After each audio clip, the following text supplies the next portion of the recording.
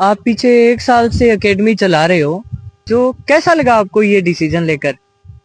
जब मैंने एकेडमी बनाना शुरू किया था और जब एकेडमी बन के तैयार हो गई थी तो उस बीच में मैंने बहुत सारी ऐसी सिचुएशन को फेस किया है जो नेगेटिव थी, पॉजिटिव भी थी। और यहाँ तक कि मैंने ग्राउंड लेवल पे काम किया है, ऐसे नहीं है कि एकेडमी ऐसी बन गई। तो घास लगवाने से लेके पानी लगाने तक और पानी लगने से लेके ग्राउंड में घास होने तक, मतलब ये बहुत ही टफ सिचुएशन थी क्योंकि गर्मी का टाइम था और पूरी पूरी दोपहर हमें 48-49 डिग्री टेम्परेचर में ग्राउंड में पानी देना पड़ता था, इतनी लू चलती थी। उस टाइम मुझे ऐसे लगा कि यार मैं तो पागल ही हूँ, मैंने क्यों एकेडमी बना ली, या बाकी तो सब सो रहे हैं और मैं पूरी धूप में पूरे पूरे दिन फुहारे बदल रही हूँ या पाइप लगा रही हूँ।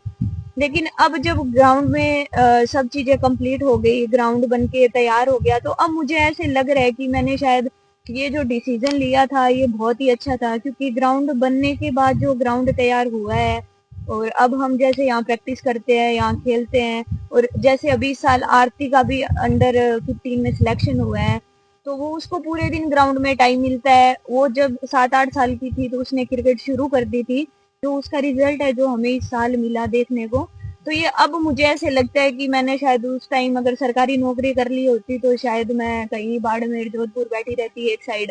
लेकिन अब मुझे ऐसे लग रहा है कि मैंने बहुत सही डिसीजन लिया है और आगे आने वाले टाइम में भी बहुत सारे बच्चे हैं जो यहाँ से आपको खेलते हुए मिलेंगे और हो सकता है मैं भी आपको एक अच्छे लेवल पे खुद को रिप्रेजेंट करते हुए मिलूं।